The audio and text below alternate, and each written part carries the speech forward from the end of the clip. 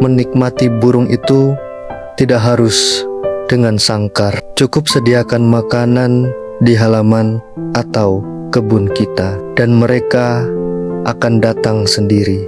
Kita bisa melihat warna-warninya, mendengar kicauannya, semuanya di alam bebas, tanpa mengusik, tanpa mengekang. Biarkan mereka tetap liar, tetap bebas, dan kita tetap bisa menikmati keindahannya setiap hari.